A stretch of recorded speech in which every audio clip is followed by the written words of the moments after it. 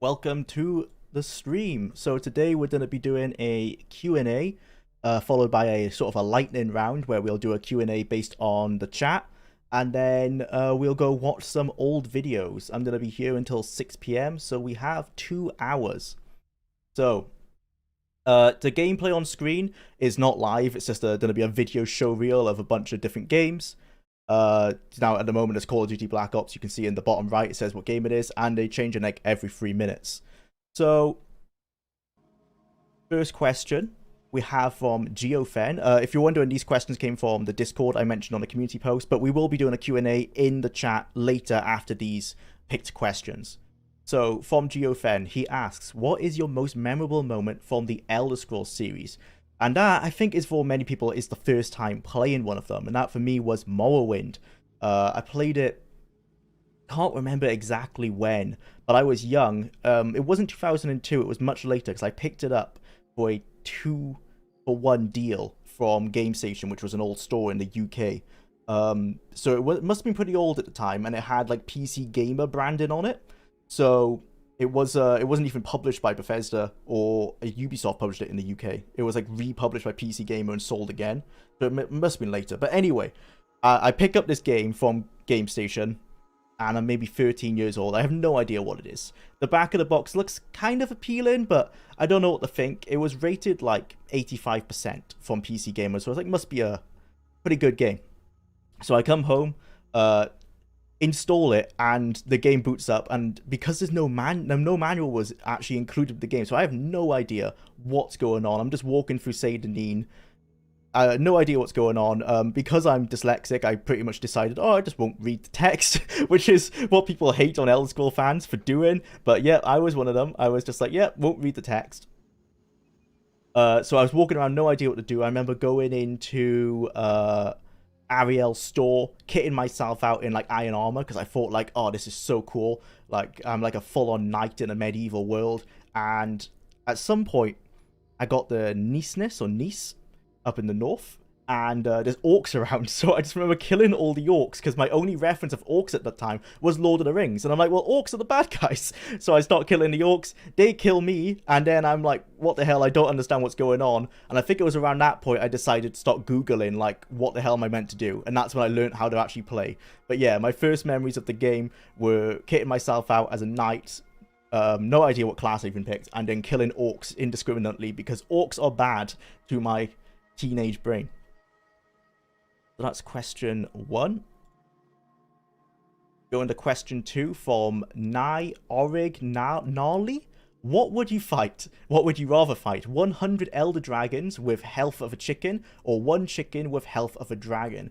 So this depends if it's whether it's in-game or if it's in real life. Now, in-game, the dragons, because elder dragons are really tanky, so I don't want to just be whacking a chicken for ages. And because they have the health of the chicken, you can just like swipe your sword and you'll be killing people, you'll be killing the dragons really easily. So in game, like if it's Skyrim, yeah, the 100 elder dragons with a health of chicken, that's easy. Now in real life, it's the chicken with the health of the elder dragon, because 100 elder dragons are gonna burn you alive. I don't know how to fight in real life. So yeah, a chicken. I'm just gonna grab like a kitchen knife and just start hacking at it and hope for the best. Although if it's real life, I probably don't actually have to kill the chicken, but I don't trust dragons in the real world. So, on to question 3 then. From Wayland Poonani, nice name. Which guard dialogue, when caught committing a crime from the Elder Scrolls, is the most memorable in your opinion? Now, I'd have to say it's probably Oblivion's for the memeability. Like, obviously, Daggerfall Halt is great, and it's easier to remember, because it's, you know, it's just one word. Everyone can remember Halt. But I think Oblivion's just has that staying power that maybe Daggerfall's doesn't. Possibly, I think it is mainly because of the zoom in on the face. You know, that zoom in as soon as they, like, twirl you around after chasing you, and you zooms in deep on their face. I think it's gotta be that. Yeah, so Skyrim's was pretty boring. The most memorable thing about the Skyrim gods was the arrow in the knee thing, nothing to do with them arresting you. Morrowind's, I mean, it was text, so it doesn't have the same thing. And then Arena, I think Arena still had Halt, but it was like a really crap, it was like really bad compared to Daggerfall's. It didn't have the same Gravitas. Yeah, Wes Johnson's voice. Yeah, definitely. Just it's so iconic, and the memeability of that makes it the best one. Definitely the most memorable one, I would say. So, question 3 done. Right. This is from Admiral, who is the mod in the chat today and the mod on the Discord. What is your view on the disappearance of the Dwemer? Do you think they all zero-summed out of existence, or was it simply for tampering with the heart of Lorcan?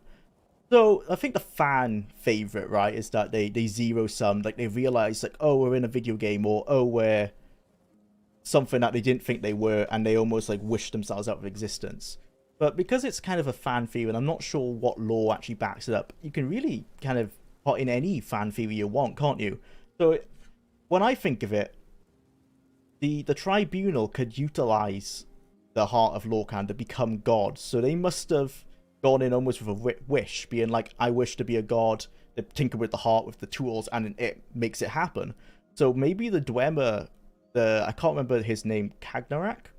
It was his tools, so maybe it was him who hit the heart, but maybe he thought, like, protect the Dwemer or keep the Dwemer safe when he tinkered with the heart, and that teleported them somewhere. Maybe it teleported them to their own plane of like, oblivion where they're safe.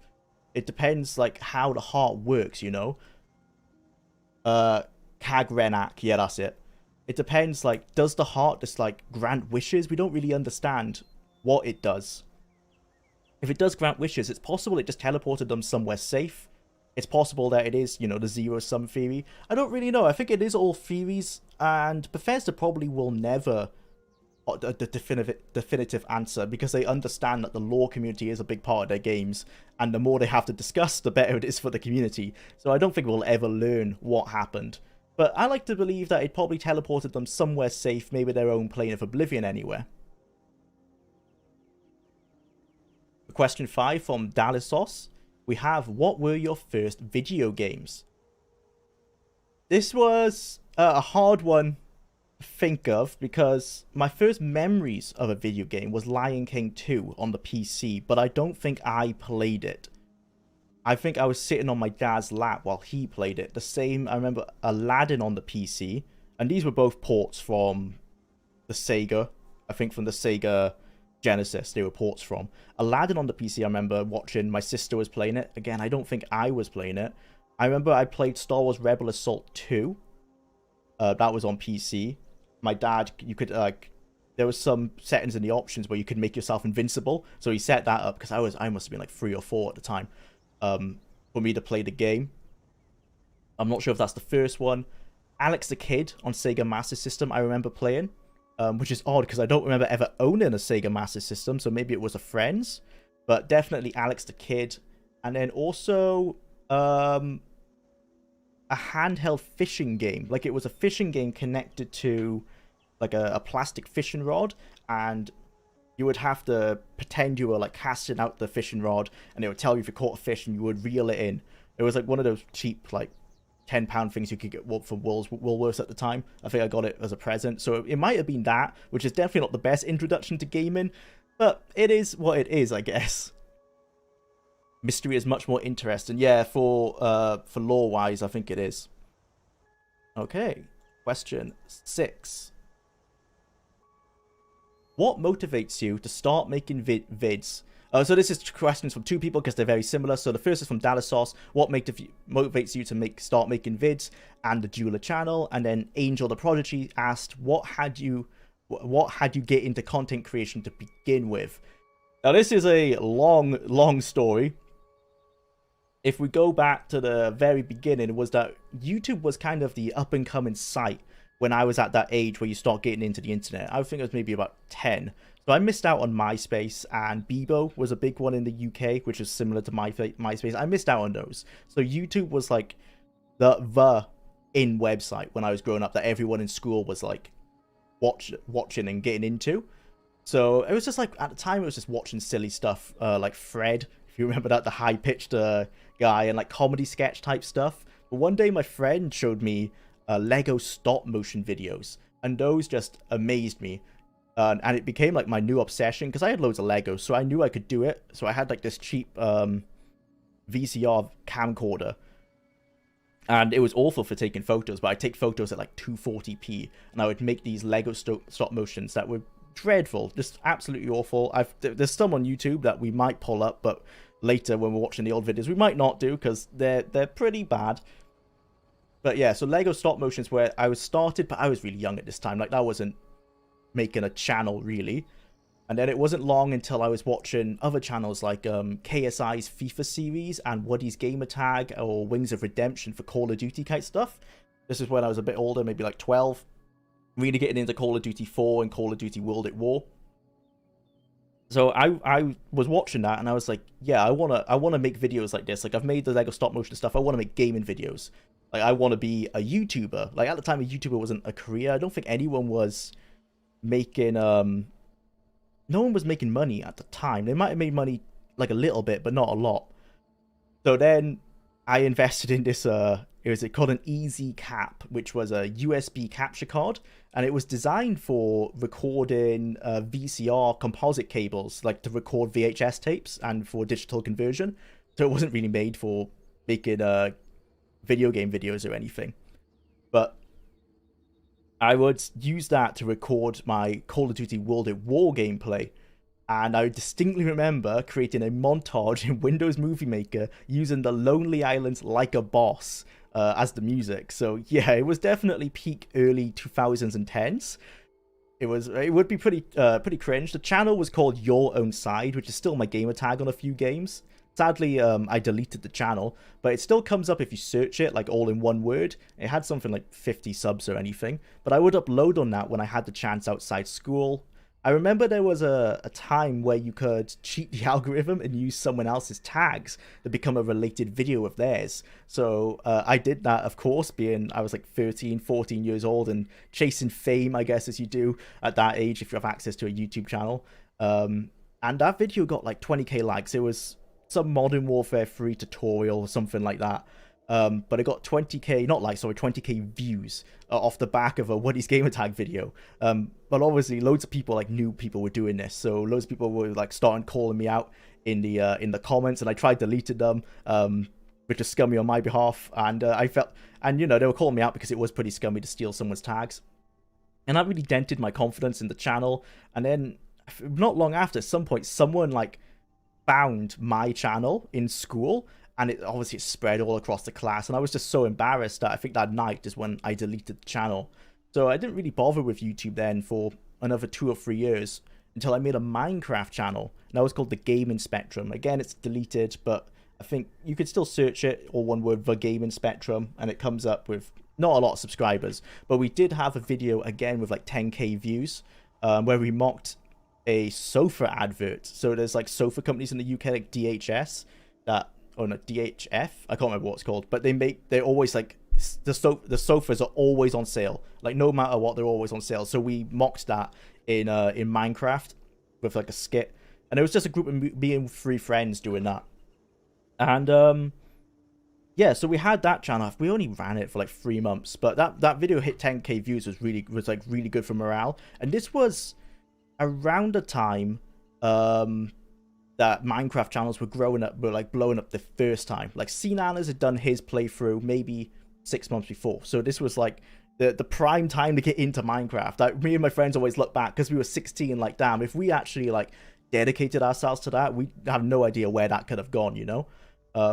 Because there was another UK YouTube channel, I think maybe Vicstar123. He was just getting into, he's into Sidemen now, he's massive, but he was just getting into Minecraft at that time. So we were like primed to like grow with those YouTubers. But you know, woulda, coulda, shoulda.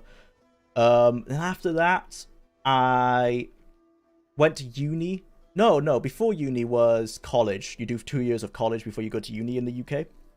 Or it's called sixth form in some places. I had a group channel again, and we will watch a video actually from this group channel called The Welsh Boys, a very creative name. And we did Borderlands videos on that, and they were terrible, just terrible. We would literally just sit down, play the game, record what happens, and I'd edit it and try and make it funny. Like, we would talk on Skype as playing the game, but they were really bad videos, and I think that channel has 0 subscribers. And it's still there. It's hard to find because the algorithm doesn't want to show it, obviously, because it's got 6 videos with like 4 views each. And then after that, that was my last channel. Then I just didn't upload. I had the channel I'm on now, the Jwlar channel, but it was just for watching content. It wasn't for uploading anything on it. And then what? So to answer Dalasos's question and like what made me get into the Jwlar channel was the pandemic. Like lots of people sort of like getting into hobbies during the pandemic. Was I had all this time in my hand. I was now working from home. And yeah, I was just like, well, we'll watch some of the earlier videos. The first videos on this channel were Call of Duty Warzone, if you can believe, because everyone was getting into Warzone at the time. It was the big thing, and I hadn't played Call of Duty for years at that point. The last one I had bought was Black Ops 2. So I was really just getting back into Call of Duty. It was blowing my mind. I was trash at it, but I wanted a reason to have more time to play it. And because I'm married, you got to spend time with your family and everything, I was like, oh, if I say I'm creating this new YouTube channel, like maybe it could make money, it could be a side gig or something, maybe my wife will let me play Warzone for like an extra 30 minutes rather than spend time with you, which is pretty scummy from like a husband perspective.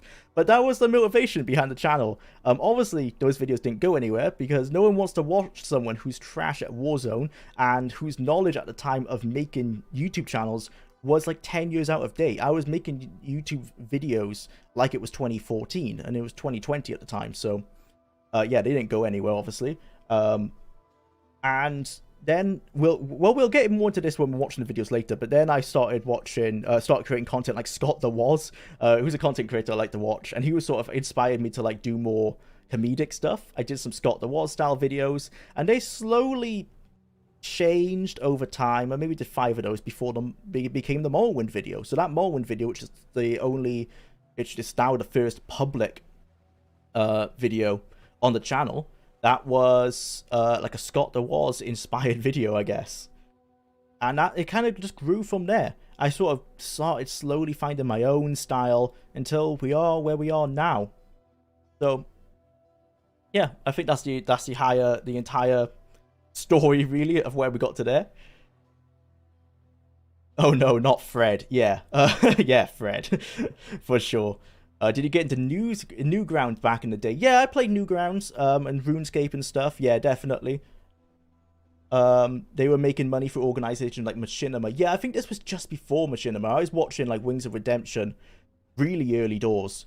He got his Machinima contract, and it was a big deal because he was one of the first guys to make money, and he was making good money at the time. And obviously he's really fallen off now. Quite sad to see what's happened. The years 2005 to 2013 were really just never-ending churning mails from a cringe. I think most of us most of us suppressed a lot of those years from my memory. Yep. So you are Welsh and not English. Yeah, I'm Welsh. I'll be honest, I can't tell what accent it was. It sounds all similar to me. Well, my accent is very inspired by my mum. My mum's from Yorkshire, so I've got a bit more of an English accent than maybe some other people from the area. But some people say I've got a Welsh twang. I don't know. It's an interesting accent. It's a kind of a mix of everything. My wife told me I should stream on Twitch for money instead of making the YouTube content I make, non-related, game-related, no one cares about. However, I'm not skilled enough for people to want to watch me play. Not well, yeah, that's yeah, you got a point. Like that's why the Warzone videos didn't go anywhere, because people kind of want to watch people who are good at games. I think if you want to stream games, you want to build an audience first. Like when I stream games, I can only get away with it because I've got an audience from these YouTube videos, because I really I'm not good at them. If you saw that Daggerfall video, I spent 6 months writing that Daggerfall video, and I somehow forgot literally everything in like 3-4 months after uploading it. I forgot so much about the game, and yeah, so I can see how it's difficult to like, yeah, it's difficult to stream games if you're not good. But then if you can try and build a brand and build a personality around it. Twitch is completely foreign to me. I have no idea. Like, I only really understand the YouTube sphere, and like even then I don't understand it. I kind of like I've fallen into where I am. It's complete luck on my regard. But I'm gonna keep trying, obviously. Keep producing long form content, and hopefully we can kind of get something out of this. Listen to the Scouse, Edinburgh, West Country, Southern English, and Glaswegian accent and tell me they all sound similar. Okay, yeah, fair, yeah. Definitely for the Violet Bunny, yeah, if you listen to the different accents of the UK, you'll be able to tell the difference between them. Right, let's, I could keep reading chat for ages. Let's move on to the next question. We'll do a lightning round later on. From Tyrannium, are you going to be covering Tamriel Rebuilt and its sister mod Project Tamriel, alongside Morrowind, or are you making separate videos for those? So, yes, I will be making videos on those. There'll be like the Skygerfall video, like a narrative review.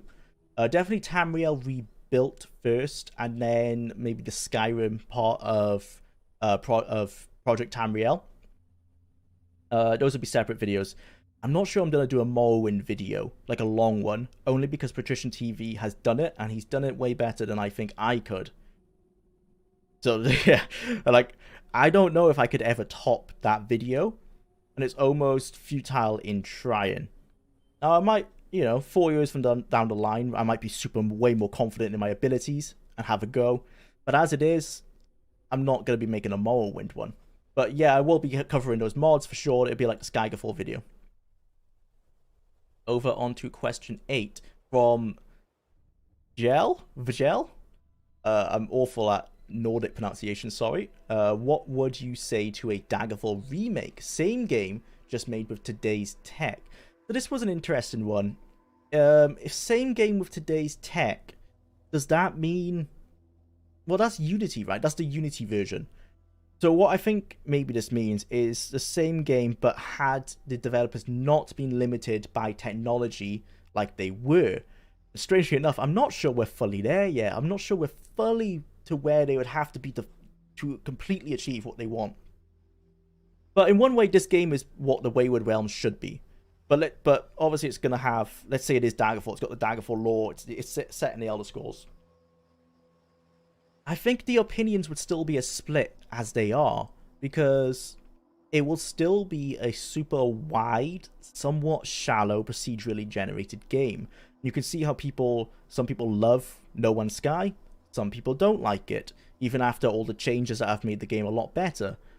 So it's still split opinions. I think it would be a lot closer to what I want. When I play Daggerfall, even to this day, I still think, like, the potential... Like, damn, the potential of this game, to be what it could have been. But I think it would still split opinions. Now, if you mean, is it a fully remake in Skyrim's tech? Like, it's Skygerfall, but with the size of Daggerfall? Oh, that could be good. I'm not sure about how the gameplay would be. I'm not sure how to interpret this question. Because if it is just a straight remake, like the same game just with today's tech, then that's Unity, essentially. Right, on to question 9. From Current Mood, what was your reaction to your first Elder Scrolls game? Essentially, your first impression. Well, I've accidentally popped this same question in, I think. It's by someone else, but yeah, earlier on, I basically asked this with what was your most memorable moment from the Elder Scrolls series? Yeah, with Morrowind and killing orcs. On to question 10. If you can forget all of your experience in your favorite Elder Scrolls game, so it'd be like you're playing for the first time, which would it be? It's nostalgia, but it would be Morrowind again. I think just because it was so alien. But to me, it was so alien because I never played an RPG before. It was my first ever RPG, and what a great introduction it was. I just realized the Portal gameplay on screen is so low FPS. I'm sorry about that. Luckily, it's just changed. But yeah, it'd be Morrowind, for sure. Because my first impressions of Arena and Daggerfall, and there's a question on this later, so I won't get into it. They weren't great. I'm a newer gamer. I started mostly on 3D games were the first ones I played. Like, the first ones I saw were like Lion King and stuff. That was 2D, obviously. But I remember playing a lot of 3D platformers, like Spyro. I didn't have the greatest first impressions of Daggerfall and Arena, so no, I don't think I want to replay those with a first impression, because I don't think I would like them as much. From Ike2K, what did you play before you were aware of the Elder Scrolls?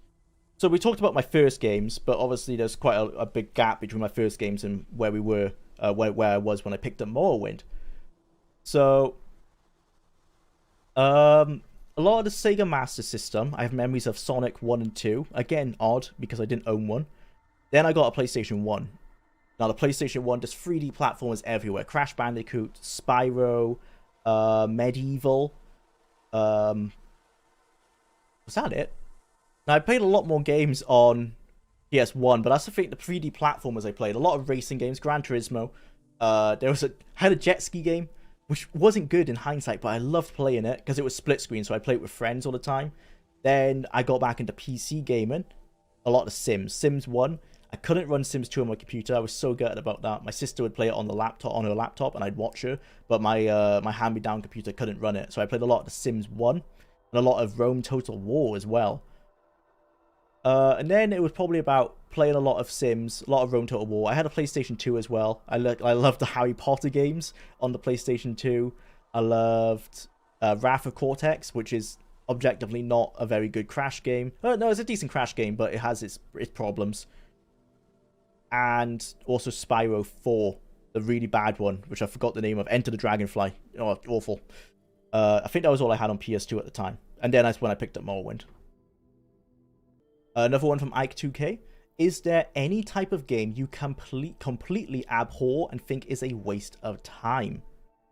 That's a hard one. I don't think there's anything I completely abhor. Now, there's mobile games I'm not a fan of because of their predatory nature, because of how they target children or those with like gambling problems and try and like eke money out of them.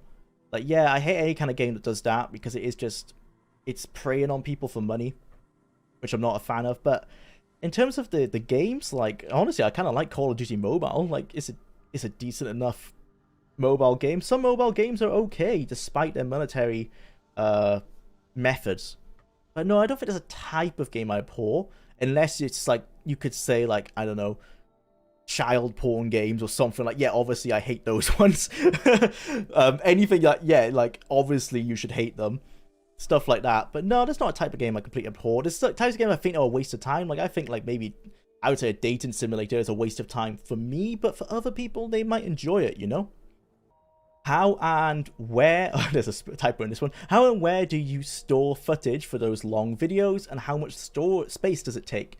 So, I just record my screen with OBS for like hours at a time and store it on a 1 terabyte old school hard drive, like a scratch disk. At the moment, that's like 600 gig full, and that's with all the footage I've ever recorded for this channel. So it it doesn't fill up that much. I only record in 1080p 30 fps, so that might be why. And it's probably 24 hours of no, it must be more than 24 hours because there's 26 hours of just arena footage on it. Hundreds of hours of footage, but about 600 gig. And then I've got a 1 terabyte external SSD, which I use for backups. But yeah, it doesn't take too much. Okay, next question.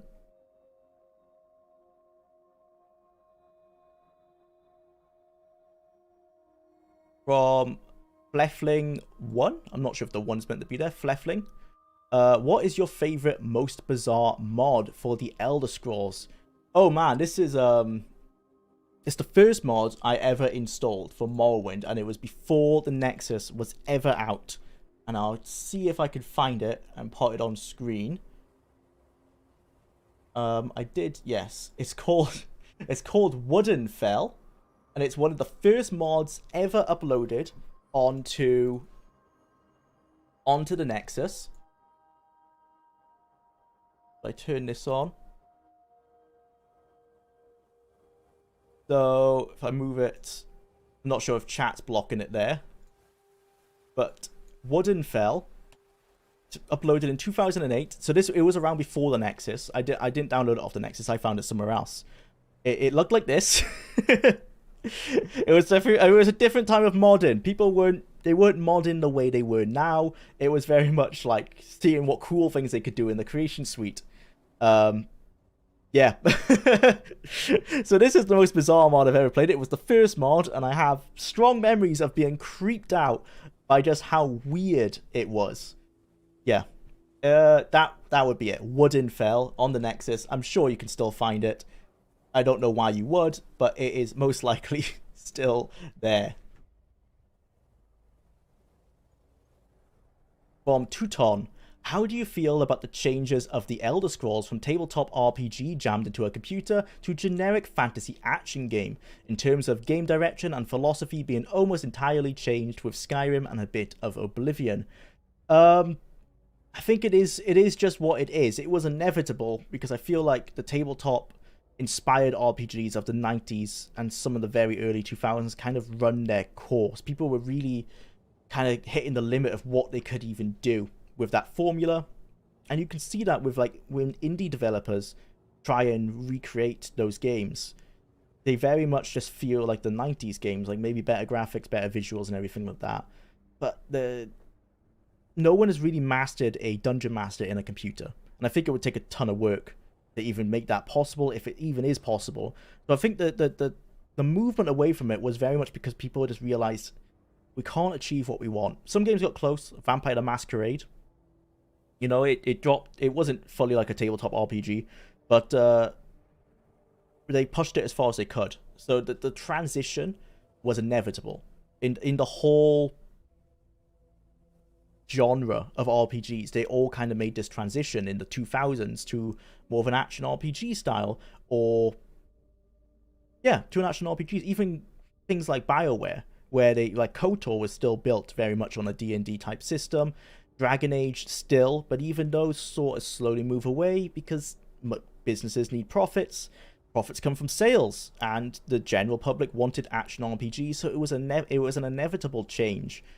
I think now the Elder Scrolls never perfected it. Morrowind was an awkward transition point, and you know, the 3D and the dice rolls I don't think works very well. Now I love the combat in the game, and it has some great parts about it. But yeah, there is a clash with the 3D and the dice roll system that you don't really get in Arena and Daggerfall, at least I feel. So it was an inevitable change that came over time. Elder Scrolls never perfected it. I'm not sure anyone perfected it. KOTOR was pretty good. Like BioWare stuck with that system for a while. They really stuck. Yeah, modified D20 system. Yeah, sorry, not D&D, D20. But like BioWare did stick to like a tabletop inspired system for a pretty long time. But nowadays, no AAA developers doing it, and the indie developers that do it, their games always feel like modern versions of the 90s games. Now that's obviously because that's what they're recreating a lot of the time. They're kind of doing like nostalgia, you know, they're selling the nostalgia of those 90s games. But yeah, I think it was an inevitable change. And there was nothing that could have stopped the Elder Scrolls from doing it, because after the success of Morrowind, they needed to make more money, and it was inevitable. And so, unfortunately, with the way, you know, obviously business works. So with this in mind, this is Teuton again. I know a lot of people, including myself, who are not looking forward to the Elder Scrolls 6, fearing what in the world it could be, considering Skyrim will probably be their base, or it will definitely be their base for the new game. How do you feel about this? It is what it is. The Elder Scrolls is now an action RPG game series. It's kind of been the case since Oblivion, really. Even though Oblivion did still have some of the old school RPG stuff. It is what it is. You know, I'm fine with it. Skyrim was still fun. It didn't addict me as much as the earlier games did. But what I think the Elder Scrolls 6 will be a very fun RPG with a ton to explore, a ton to find. Maybe 2 to 3 gameplays worth of playthroughs worth of gameplay, a couple hundred hours before you've seen mostly everything you want, and it will probably be worth, you know, I would say $50. It's going to be like 70 or 80 by the time it comes out. I think it'll be good. I don't think they're going to release it less than good, but it will be like Skyrim. They're not going to go back to the old ways. It's inevitable that they're just going to build on Skyrim. What they will do, though, and Todd Howard has made this clear, they will go bigger. You know, even Todd Howard didn't like how small some of the cities and stuff had got in Skyrim because of the technological limitations. So everything will be a lot bigger, a lot grander. Not Daggerfall size, obviously, but closer to maybe how things were in Morrowind, maybe even a little bit bigger than what they were in Morrowind. So there's that to look forward to, but yeah, it's going to play like Skyrim for sure. Hopefully a little bit more fluid. That'll be nice. From Admiral, do you like RTS games? If so, which ones did you play? I used to like them. I was really into Rise of Nations and Age of Empires 2. I recently tried to get back into them, like maybe a year or 2 years ago. I tried to play Rise of Nations again. I don't know what it is, but I can't get hooked on those games like I used to. I bought Banished, I think it was on Steam. That's more of a city builder. But again, I think it's because you need to dedicate a lot of time to learn how to play them.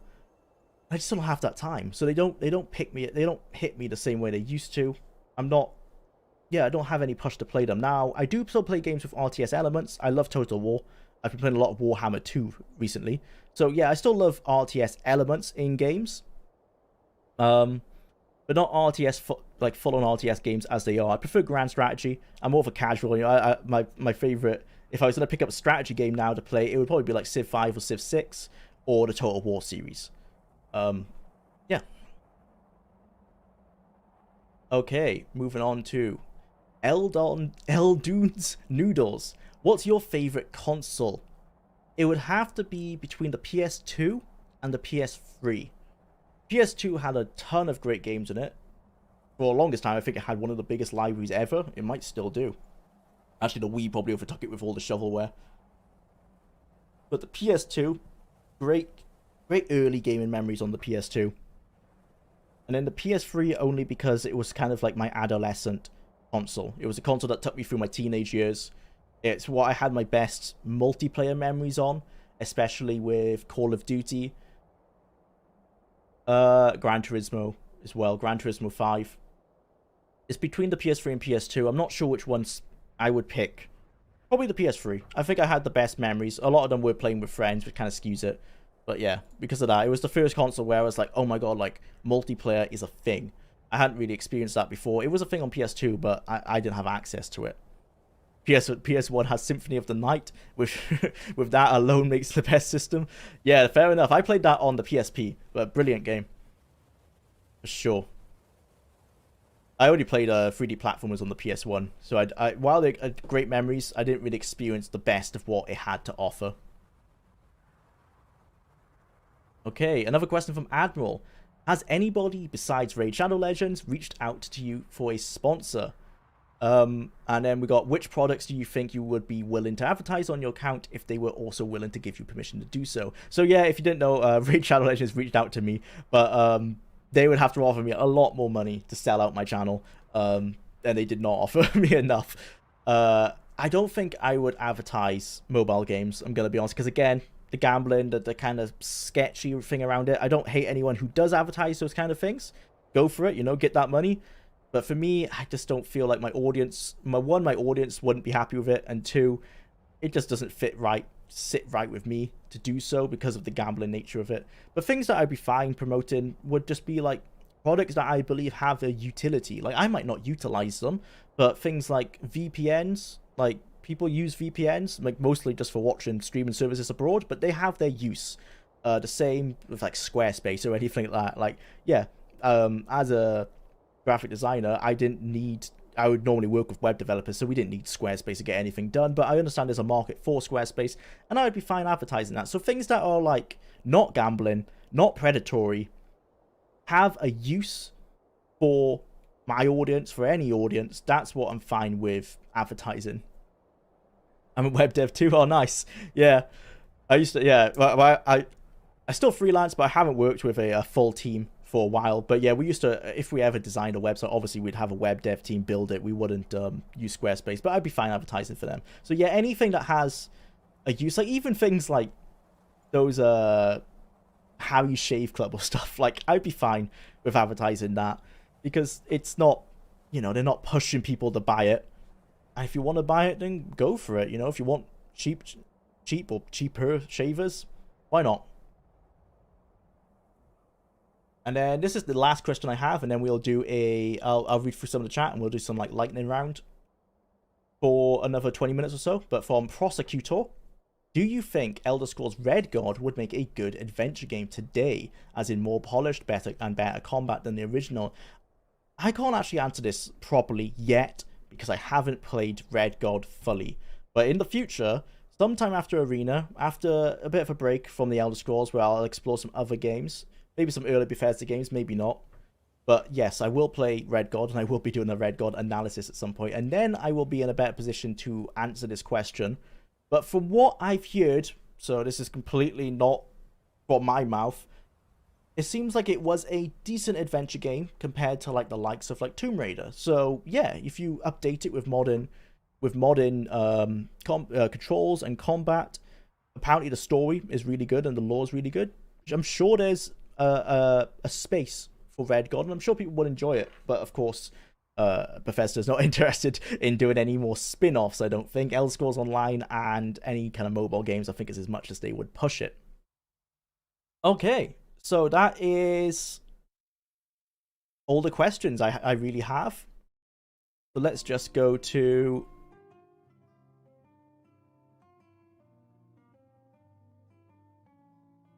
I'm playing around with OBS, trying to remember what I was going to do. Ah, here we go. We transition to this. Okay, so I will now answer any questions you have for me in the chat. So start asking away, but I'll start reading as well what's been sent. You're going to be streaming Red God. Yes, yeah. So I kind of like how I did with the arena video. That's kind of how I want to do my new videos. I stream them to get all the footage and spend time with you guys, and then from there I'll go dark for a little bit. Maybe throw out some small videos like that Daggerfall stream or that Vita video. Throw some of those out, but mostly I'm going dark and working on the analysis for a long period of time, 2-3 months, and then those come out. But yeah, I will be streaming it, basically. GOG has a setup for DOSBox for it. Yeah, I've seen people say they use the GOG version, and you could switch out some files in the folder system, apparently, to make it run better. I've seen something like that on Reddit. The attack buttons are awful on that game. Most awkward controls I've ever played. Worse than vanilla Daggerfall. Oh, damn. Well, it should be interesting then. Simple question. Why does Bethesda hate money? Well, I guess you're talking about if they released Elder Scrolls 6, it would make a lot of money right now. Yeah, it would. I think they're a small studio by AAA standards, and they choose to be that way. It's not because they don't earn enough money, obviously. Why do they hate money? That's the hard one. I think whoever is the director at Bethesda, is it Robert A. Altman? I can't remember. They like to keep it small, and they like to release one game at a time.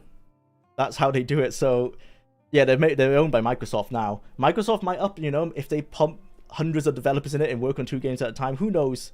Those games might sell well. Who knows if they'll be as good as they could be? I'm not the one to say. But, yeah, you think they could work... They could maybe have 2 teams working on games. I think they do, but...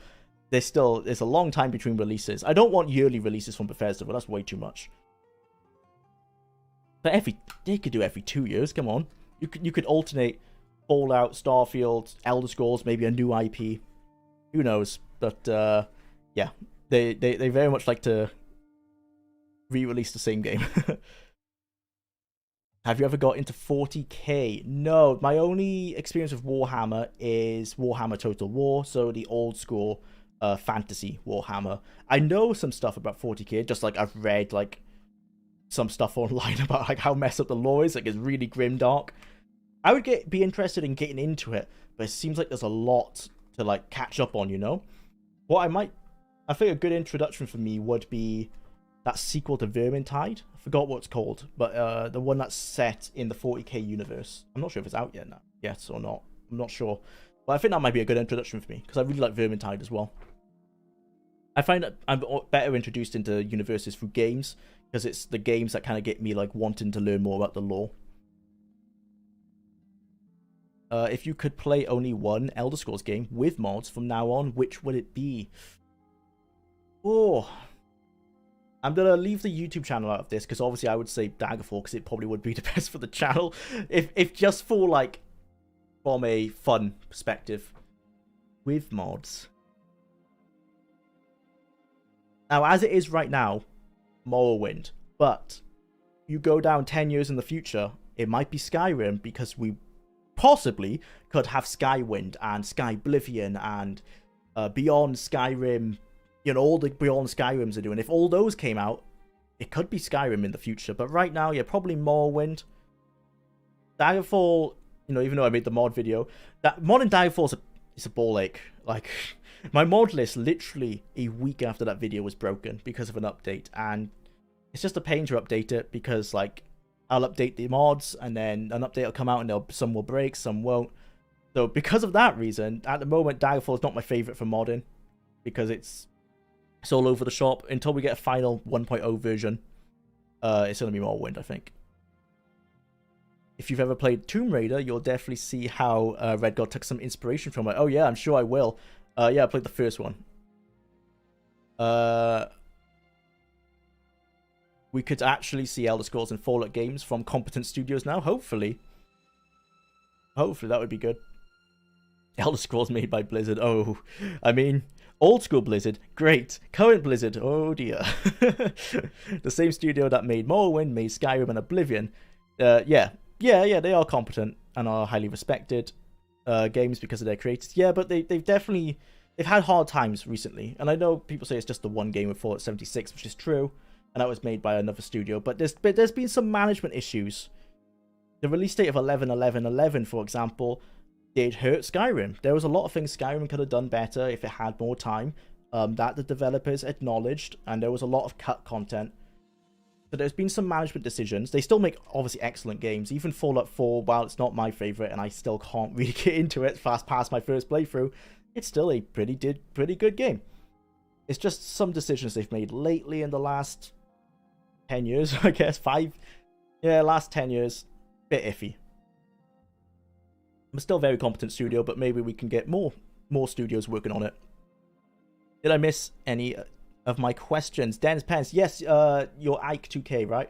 Yeah, there was 2 questions earlier on from you, where you asked if there's any games I completely abhor, and what did I play before the Elder Scrolls? Yeah, I answered those earlier. This video will be going out on the channel after the stream, so you'll be able to catch up then. Or you can go back now, I guess. Which Elder Scrolls game do you think has the best factions? In terms of variety, it's going to be Daggerfall, because it has more. And I really like the nightly orders and the temples. But then again, nostalgia, possibly. Morrowind. No, actually, I'd say more. No, maybe not more. Oblivion. I think Fighters Guild. Oblivion's Fighters Guild is poor. But the Thieves Guild, not the Thieves Guild, the Dark Brotherhood and the Mages Guild, and the last few missions of the Thieves Guild, really good. So it's actually Oblivion.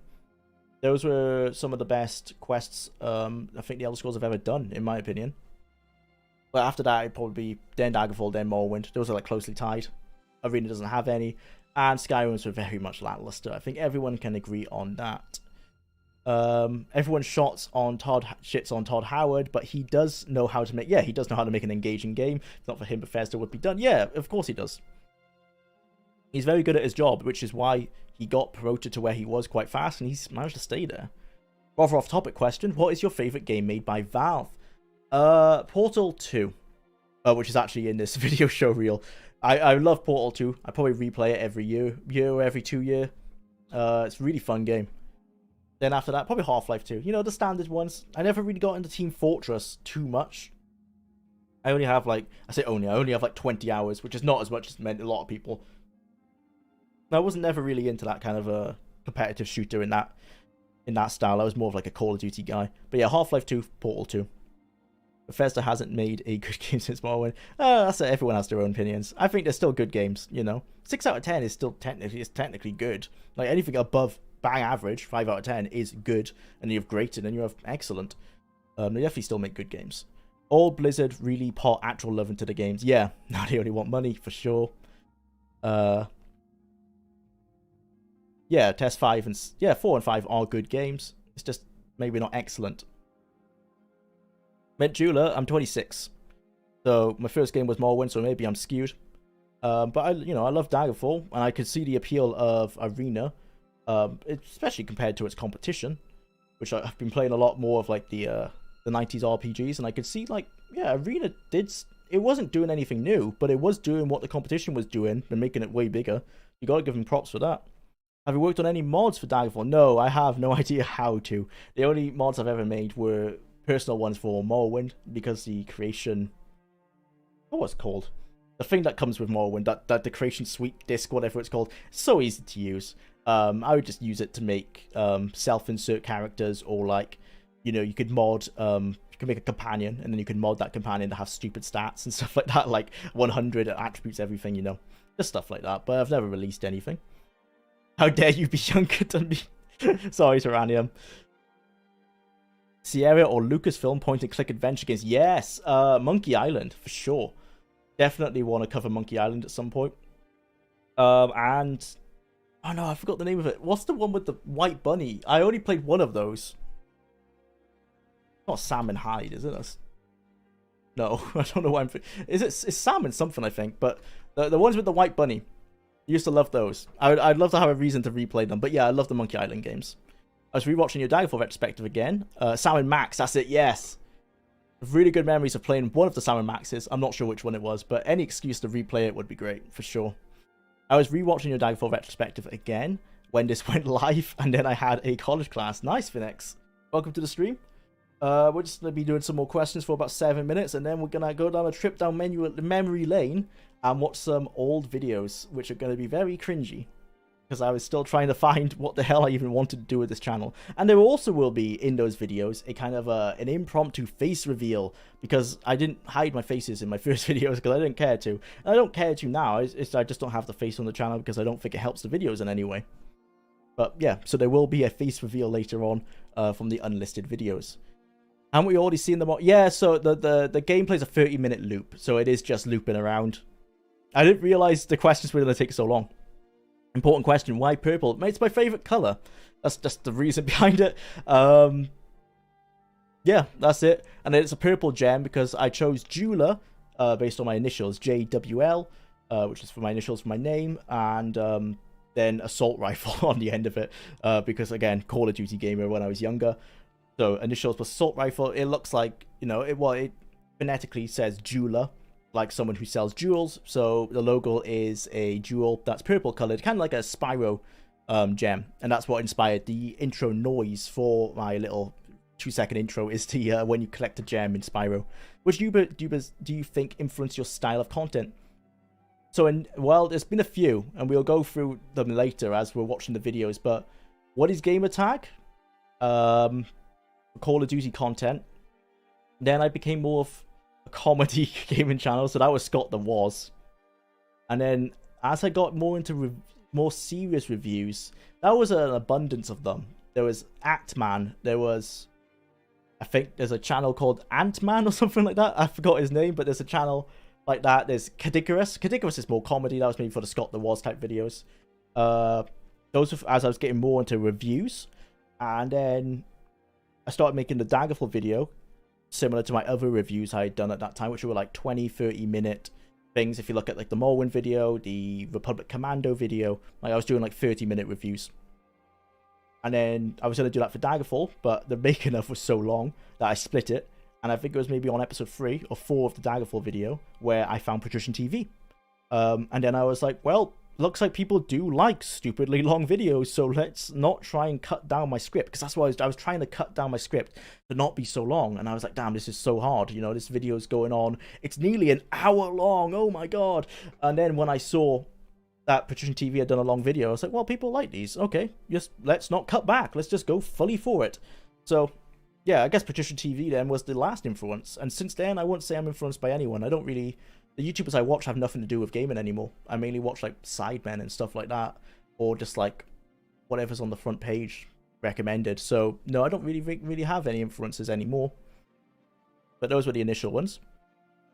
Ever played Age of Empires of RuneScape? Yes, Age of Empires 2. Used to love it when I was younger. Tried getting into it recently and I couldn't for whatever reason. And the same with RuneScape. Old school RuneScape. Used to love it in school when I was much younger. But I was playing it on my phone maybe a year ago or 2 years ago. I got back into it and played on my phone, and I got kind of addicted, and I was like, I can't play this. I just deleted it, and I was like, I cannot touch RuneScape. It's too addicting. So yeah, I've played them, but I can't let myself play them anymore. I love Spyro. Yep, great game. I still have it on my PS Vita. I play Spyro 3 all the time. You should totally do a community Age of Empires 2 nights. Yeah, well, I'd be down for it. I just have to relearn how to play the game. I used to love it, but when I tried a couple months ago or a year ago. God, the time just merges all together for me since making this channel. But when I did try it, I just couldn't get back into it. But I'd have to get some more time to do into it. Ant Dude, yeah, that's it. Yeah. I would really love a retro Ahoy style vid. Yeah, for sure. The arena one's getting kind of similar. Like, the making of is so very interesting. There's a lot of interesting stuff in this making of that I found. Like, you know, I don't want to spoil it too much, but the release date online is just, it's not the release date of the game. The game did not come out on that date. It came out way before that, like a couple months before it.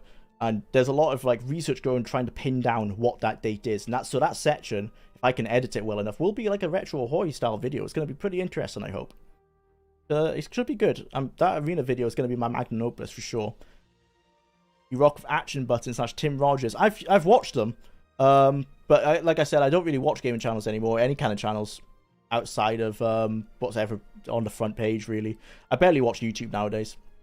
Do you know about, Test Free MP? Yes, the Morrowind online multiplayer mod. You're going to do anything with that? I might do a video on it on the future, but I'm not sure what I can do about it. Because, like, you know, Mickey D does, like, his comedy videos and stuff, and he's looked at, like, Test Free MP. If I was going to do it, I might want to do, like, a review, but then, like, what do you review? Because it's Morrowind. Like, it's still Morrowind. It plays like Morrowind. The multiplayer aspect does add some interesting dynamics to it that you don't get in traditional Morrowind, obviously. A quick retrospective, yeah, for sure. I could do something like that. Maybe talking about what it adds to Morrowind. Yeah, that's a good idea, actually. Yeah, I'll write that down now, actually. Kind of like what the multiplayer adds to Morrowind. Yeah, definitely something to do there. Did you play the Spyro Trilogy remaster? I did. It was fine. It was fine. People hated it because they made some small changes. Yeah, they're alright. They are what they are. It was pretty fun, but if I ever do play Spyro, it's the originals emulated normally. Just for nostalgia, you know? Idea, why not do Tamriel Rebuilt, Project Tamriel video with TSM3? That's a good idea, actually. Could be quite fun and would definitely be a different kind of playthrough. Yeah. Oh, wow. That would be very, very interesting. Yeah, it'd be interesting for, like, the narrative review if I come across other players, you know, during the review. It would add some dynamics to the review for sure. Stop the game from being boring with another person there. Yeah, that's true. Play it with someone. That's a great idea, actually. Okay, so it's coming up to about 5 PM. So we're going to start switching now to watching the videos. I'll still be reading the chat when I can. But mainly we're going to be doing... I'm not sure how to describe it, but we're going to watch old videos, cringe, and kind of talk about maybe what was going through my head when I made those videos. And just kind of laugh at how far I have come. Right, so let me just set up OBS to do everything here.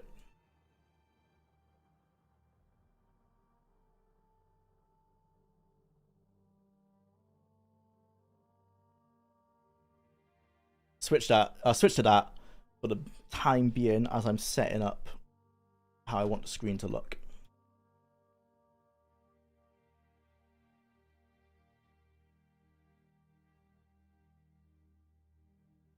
Should totally set up a test-free MP server for Discord when you get around to that.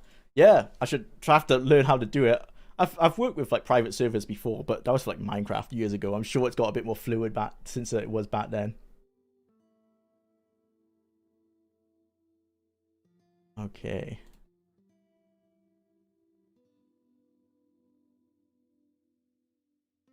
Hi YouTube. Hi Brandon. Welcome to the stream.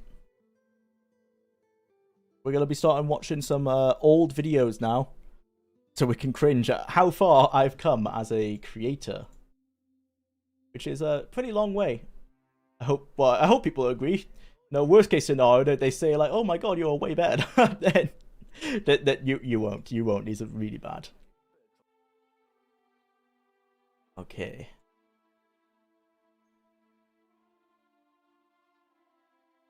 I'm up for the test-free MP idea. Yeah, for sure. I need to research how the hell to even do that.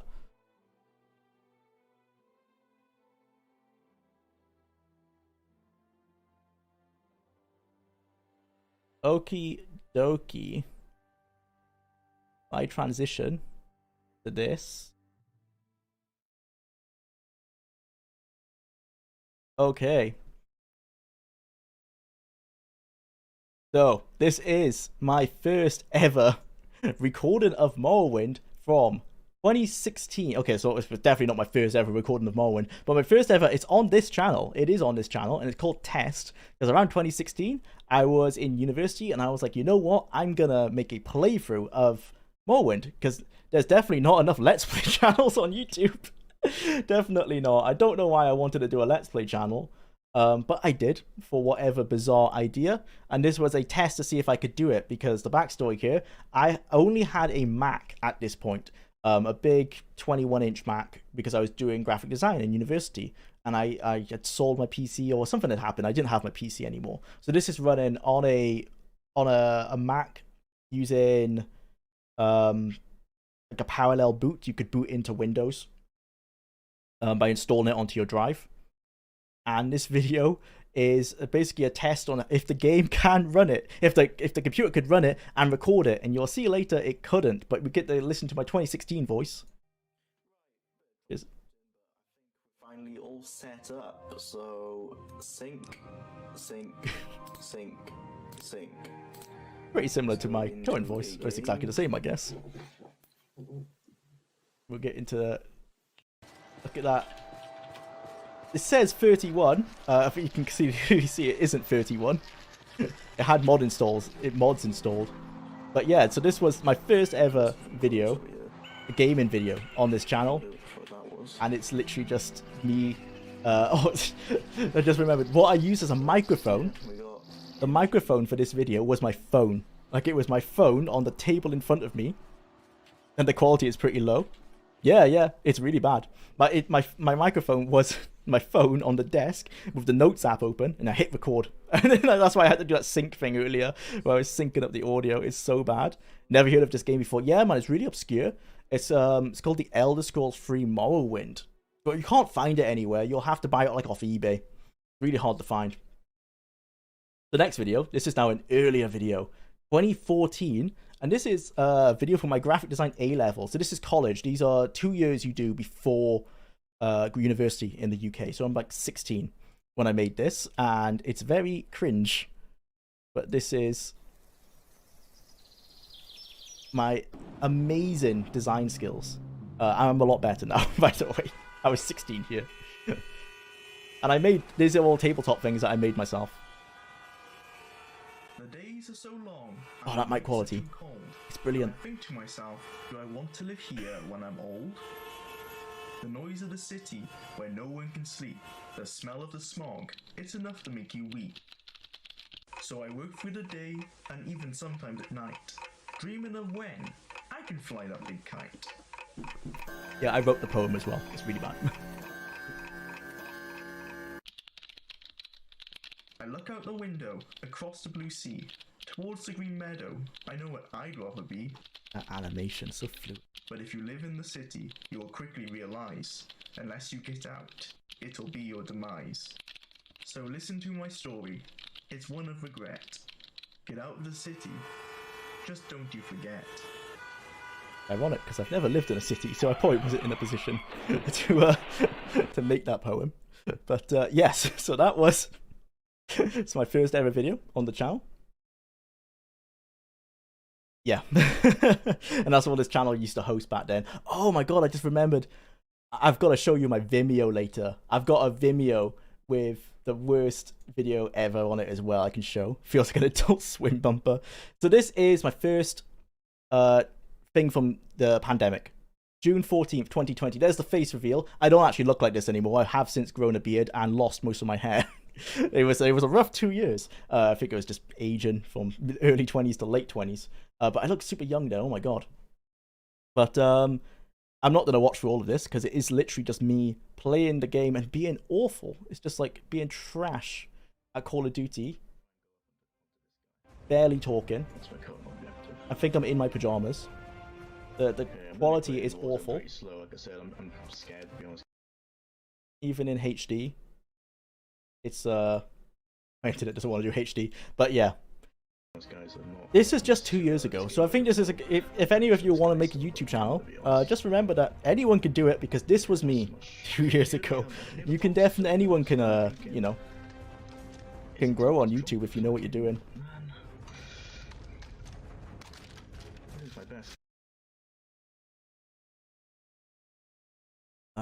I will give you a purple screen for a while as I try and find some more videos. I don't want to show you all the back end of my YouTube channel in case I somehow dox it. I'm not sure how that would work. Okay, let's go with so this is the first Scott the Wars style video now. So this is kind of closer to where I am now, but a lot more funny. Well, I don't think it's funny, but some people did. I would say that the video game from the early 2010s, if you presented it to me straight It's like, oh right, the that video, yeah. You look kind of like a Welsh angry video game nerd. Nice. I think I look older in this one. There you go. The video starts with "Hey, me again," and I think this is this was at the time because I deleted all the Warzone videos. It was the first video on the channel, so it's not me again. But let me turn the volume up for you guys. Under the weather lately, so I decided to go to the doctor. Listen to that mic. This piece of paper. Listen to that mic quality. Gnatitis, which apparently means I hate games I can finish and have a fear of Windows. It's a Jesus Christ. I cringe. It's so bad. 2008, at the ripe age of 12, I was gifted the child-friendly game of Call of Duty World at War. that was me at 6 years old. Gifted the child-friendly game of Call of Duty World at War. Who the thought this was a good game to give to a kid? Yeah, so we won't watch the whole thing, but you can see the videos have come a pretty long way. This was a lot more Scott the Wars inspired without any of the charisma of Scott the Wars. And this was a video on Call of Duty Zombies. And you can see a lot of the inspirations. Like I got the purple border around it, like he has the blue border and everything. It was very much ripping off essentially. 3 rounds at least. That was easy. But when you started getting runners and your Car 98K was beginning to falter, I highly doubt the mic quality is pretty bad as well. Made it past round 5 on their first ever game of Nats back in the day. But that didn't matter because be quiet for some reason as well. And that is where it really began to shine. Jumping into a game with 3 randoms with that iconic PS3 mic quality was where the real game began. Yeah, so these kind of videos were less retrospectives and more. Well, no, they were just retrospectives. There was no analysis. There was barely any review. You look like one of the actors from Door Monster. I've never even heard of that. How do you grow on YouTube? Luck, man. Like honestly, luck and keep at it because like look at these videos. These videos are trash. Like this guy wouldn't have got big on YouTube, and I somehow fell into it by you just keep making. You learn. Just learn as you go. You know. You get better. Let's go to a later one. Spyro 2. This was a good one. And by good, I mean not good at all. Oh, hey, there's the back end of the channel I didn't want to show you guys. Well, that's what the YouTube details looks like. No, there's nothing there you can see anyway. But that's how you edit your video. 12 years later, yeah, I've seen Razorfic 2. Yeah, that was definitely the title was inspired by him. Being Welsh, I was raised seeing dragons everywhere, on our flag, on our sports team, even on our alcohol. So it's easy to see how a kid raised you would think it's cool as hell to play as one, flying around, burning your enemies, and exploring the world. What do you mean I can't fly? Spyro 2 is the sequel to Spyro 1. Bet you weren't expecting that, huh? I received it along my PS1 in 2004 when I was just 8 years old. It was my first console, which in hindsight was way past the console's lifespan. Getting me a 10-year-old console was a smart move by my parents because I didn't know any better and the games would have been dirt cheap comparatively. I actually like this video. Like, I kind of want to unlist these old videos, but they very much clash with my current style, so I won't. But like, this one was pretty good. Like, it had issues, like the mic quality is bad, the video quality is awful. But I was getting to like this sort of good realm of like telling a narrative. But in terms of a review, it's still not quite there. It's not very analytical. It is very much like, oh, I like this level because it's good. I don't like this level because it's underwater. Like, there's no like, there's no deeper thinking into it. But the introductions, I told a good story. I would say that. Let's get 100 subscribers, low goals compared to now. Yeah. But yeah, it's all a growing experience. The longer you keep out and stay consistent, the more chances you have to get lucky. Yeah, exactly. You just keep making videos. I think the first one, like you see, this has 168 views.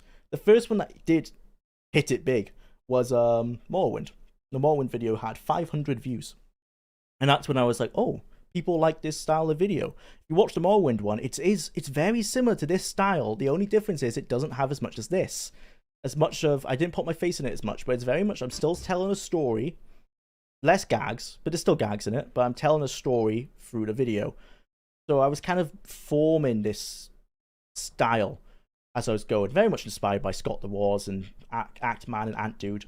But it was all slowly getting made until the Morrowind video was the one that was like, okay, this is the direction. I kind of built the direction from there, and you can watch that if you go watch the Tony Hawk's Underground 2, the Star Wars Battlefront 2. As you go through those, you start to you see like the style develop until you hit the Daggerfall video. And that's where the style kind of cemented itself.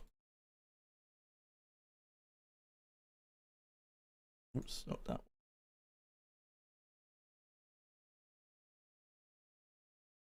This is the, you notice this one's very short. So some videos were like 40 minutes and some were 4 minutes.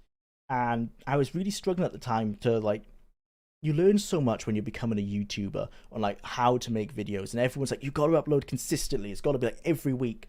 And trying to make a video every week when I was working like full time, and some videos were 40 minutes long, some were like, it was really hard. So I would have like these really terrible 4 minutes videos. Like this video is just bad because it was rushed.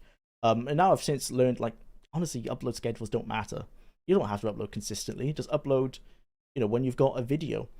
In terms of what you want to upload, that's up to you. Again, like I upload videos that are probably not good for the channel. That Vita video wasn't the ideal thing for this channel at all, but it was a fun thing that I wanted to show you guys because, you know, I liked it. So we've grown on YouTube. Make good content, but make content you want to make as well. I've been trying to make videos with a very specific style for a long time now. The problem is that it requires animation, which isn't something I can really do, and I'm too stubborn to change the format. Yeah, I was like, these videos, the first one was in August, and they go through until the moment one in January. There was 6 months where I was like, my wife would be like, the videos don't really get a lot of views, huh? Because they was only getting like 100, you know? And I was like, no, it was gonna blow up, I swear. Look at this Scott the Woz guy, he's huge. But I didn't realize, like, no one wants like a copy of Scott the Woz. Like, they want something that's at least adding something a bit different. I'm not necessarily adding anything different now, but there aren't a whole lot of long form analysis channels. There's maybe 50 of us. Might be 100 actually, but it's a very much it's a somewhat small niche for YouTube anyway. 100 YouTubers is pretty low for a niche of like long form analysis, and kind of just grow from there. I completely lost my train of thought of what I was saying. I learned Premiere, tried to do some stuff with it, but I'm just a lot better at web design. Yeah, editing's hard. I heard a guy say some like to make videos that you would want to watch but isn't already on YouTube. Yeah. That's why I made that Vita video, because I was like, no one's done it. No one's tried to run Daggerfall in Vita from what I could tell. It was literally like, it happened on the Discord server as like a random idea, based off what someone else was talking about. We run it on their phone, and it went from there. Tetris for the Game Boy. I haven't played this one for years, ever since the Nightmares. So how bad could it be? Oh no! Oh god, I'm such a bad actor. I don't know why I thought. Yeah. The year is 2001. I haven't watched these videos since. What was the idea behind this joke? The year is 2001 and I am 5. Right, I just want to say I am shocked. I just want to say it's 5 apparently. I can even remember that photo from when I was 5. Like when I sat down to write this video and I was working out the years, I couldn't believe that's how old I was.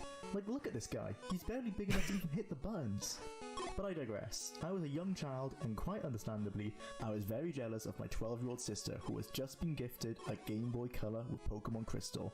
Yeah, so as I said earlier, I think I've always had a decent narrative style to my videos. I think it's an okay story. It's interesting enough, but it's not.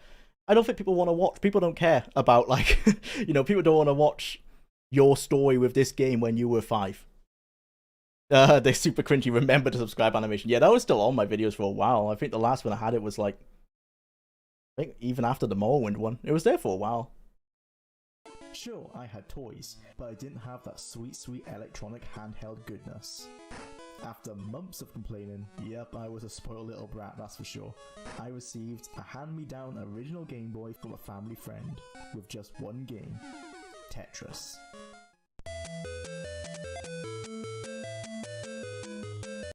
Interestingly, I just realized that all these videos have the same branding actually, don't they? Like, I just kept pushing until the formula sort of evolved.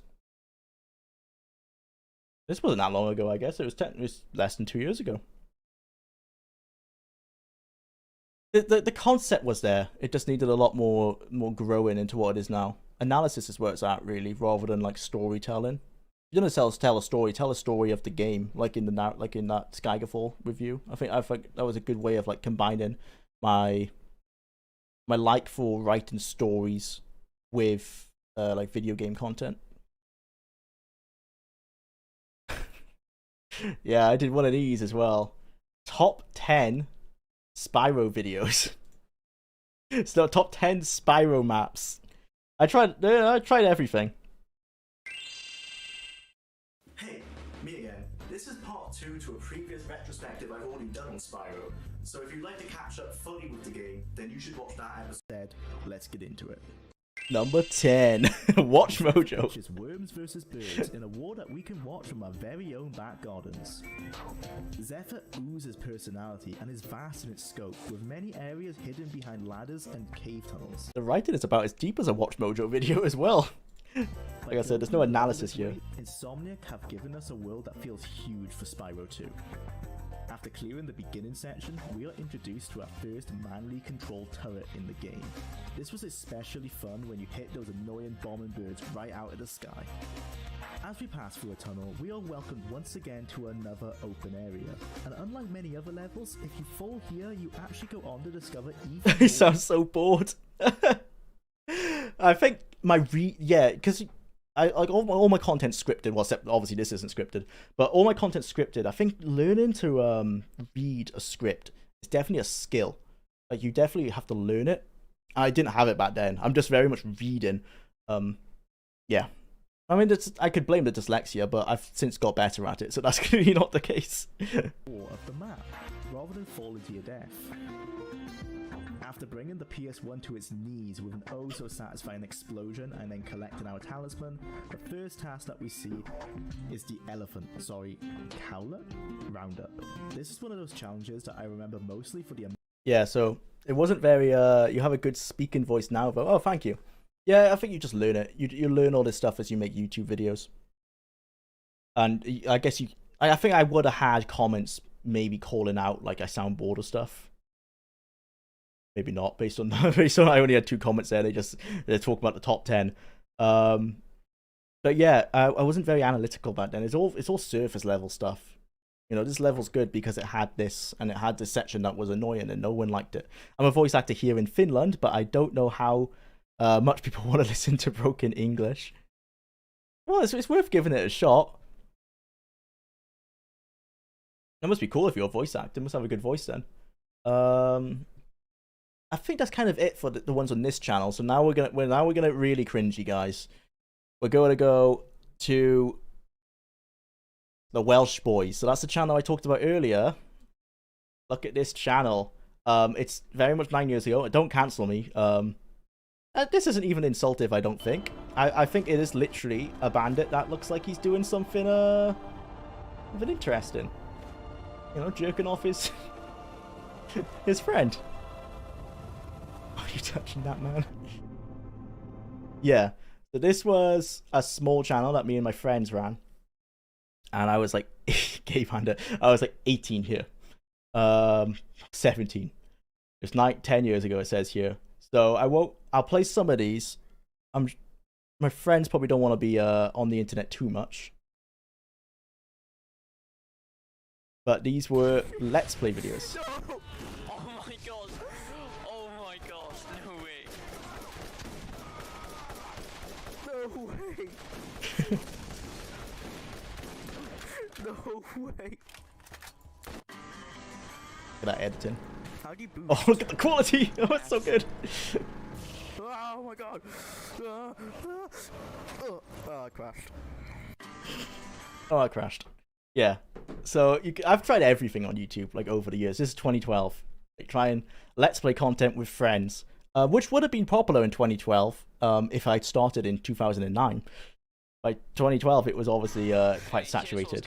Oh, the quality is so bad. You're gonna get out and grab the turbines while I run around and still try and kill and drive stuff. Okay. Yeah. Oh god, the fake reactions and fakes. I don't even know if those were fake. Oh, they might have been. Yeah, no, they obviously they're fake. I don't react that much when I'm playing a game. But if you watch me play Daggerfall, I do exasperate a lot when I get killed. I'm on 26 health. Snap. I'm on 10 health. Snap. But yeah, I'm obviously Trying to save you. overplaying it. I don't know why is this transition every 5 seconds. It's not letting me pick it up. Got it. That's Orkies, Orky Llama. It's very much that's 2012 right there. Oh wow, so I just realized when I was making those Call of Duty videos, it was 2009, because this was a while after those videos. I can't show you those early Call of Duty videos because I deleted the channel. I can show you the channel actually. It's still there. There's no content on it. So yeah, here it is. You're inside 42 subscribers, but there's nothing there because this channel doesn't have any content. It was deleted it. That was the channel I was talking about earlier. Now we can go to. This is my first video on all of YouTube. This is 13 years ago, so this is my first ever video. I won't play the sound because it is "How You Remind Me" by Nickelback. So I'm sure you know the song. Just imagine that's playing while you watch this. I want to try and hide. Yeah, it should be fine. I want to try and hide the channel name because I think my friend still uses this channel. Look at this, guys. When you watch that Daggerfall retrospective, just think the skills that I had in 2009. Just gotta remember Nickelback's playing. It's a very cool scene. It's very epic. Just like The Matrix. I think maybe there's some like Street Fighter inspiration going on. This video was definitely an attempt was made. Yeah, an attempt was made for sure. The idea was there. I just didn't understand things like frame rates or focus. Keep the video in focus. Lighting. Anything that a video should have. This is peak 2009. And then there is another video on this channel I would like to show, which has me at 11 years old, but I think it also has my friend in it, and I'm not sure he wants to be on the internet. So what I will do instead is take a picture of what a cool guy I am. It's there. Wow. What a cool dude. I'd like to think I'm a bit better looking now, but oh god. Cringe. Yeah, so that's the face reveal. That's actually me right now. That's that's my webcam right now. That's what I look like. Oh man. Gamer. Yep. I wasn't even much of a gamer at that point. Oh, 2009. No, I would have been big in the Call of Duty 4. That if someone was calling you out on Call of Duty 4, you look like that. Just remember that. And I think that's the earliest videos really, 2009. Yeah, I think that's as far back as I go on this site.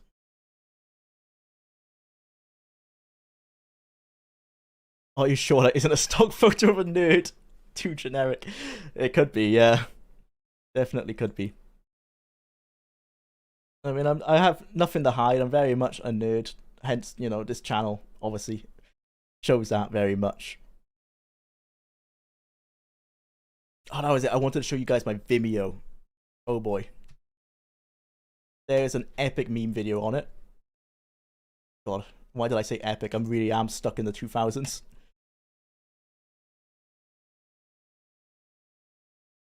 So I should start this with the story.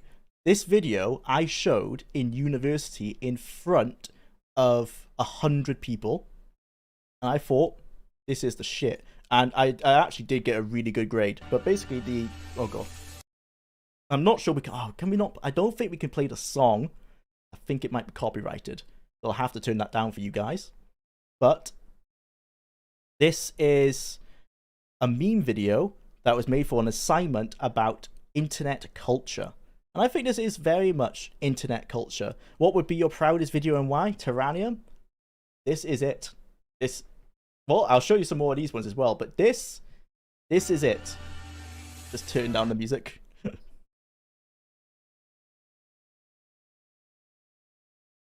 I create your own sound effects. Okay, I'm playing the music. Do do do do do do do do do do do do do do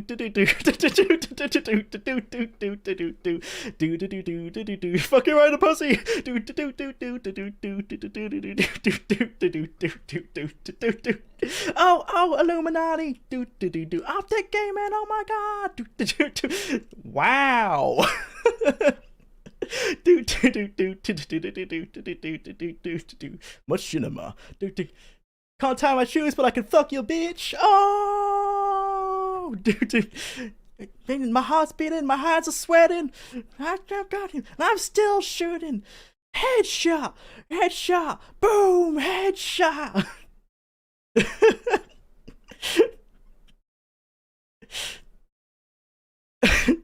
And now it's just a massive bass drop that is splitting my ears as I listen to this. Oh my god! An enemy has been slain from League of Legends. Smoke weed every day.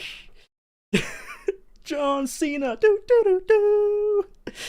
Do do do do. Yep. I showed that in university to hundreds of people. What was I doing with my life? I'm feeling levels of late 2000s cringe. Yep. And then I mean we've just got some other stuff, so we can see like my early editing. Never changes.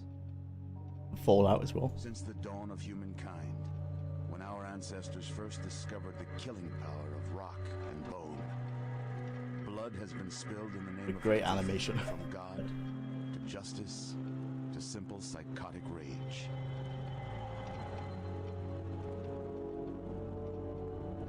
But war never changes. So I've been making videos for ages now. I was lucky that I did a university course on how to edit. I'm still not great at it, but that would be a nice video about the blood background. Yeah, it'd be less cringy, that's for sure. This actually might be copyrighted, maybe. Let's turn this down.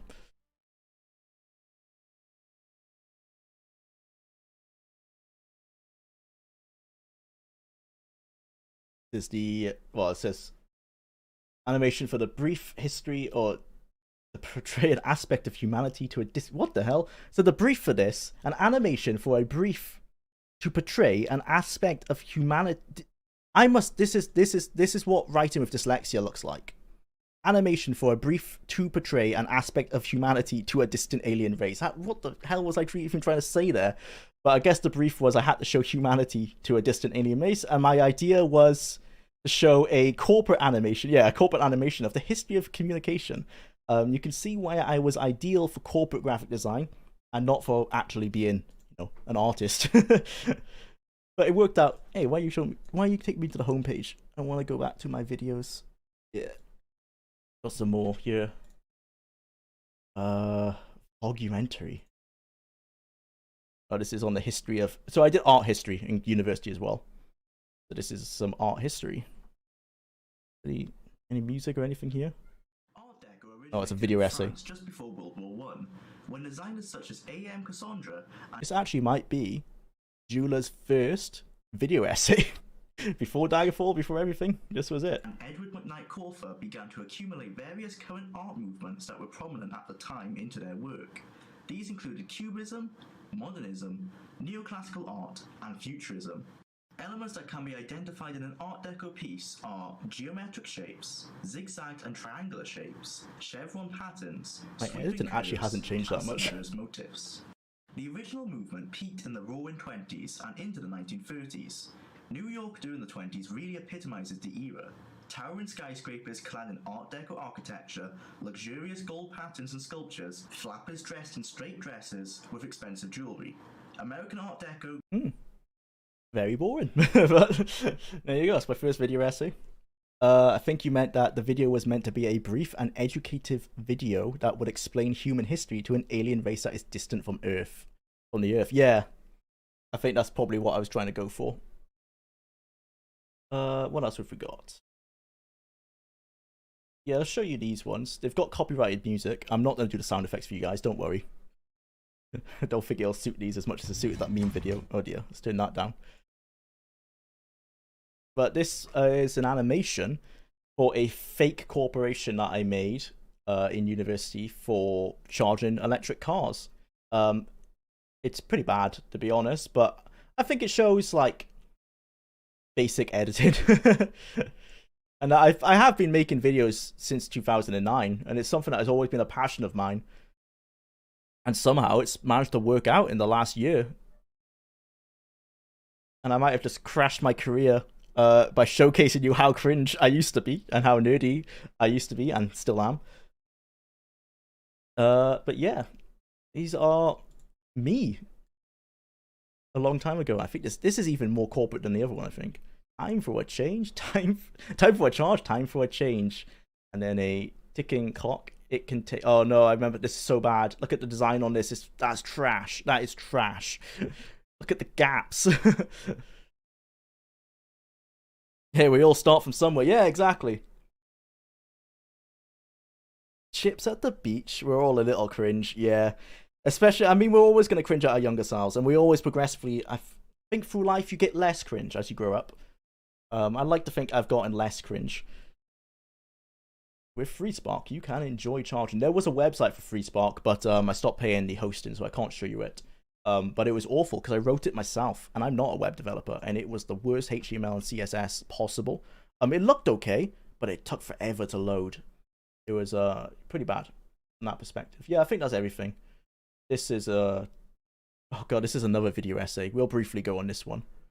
But yeah, it's Jwlar found Culture magazine at 15 years old in the year 2000. sounded even more bored than the other It videos. generated its revenue by creating marketing campaigns for small businesses that were then hosted within the magazine.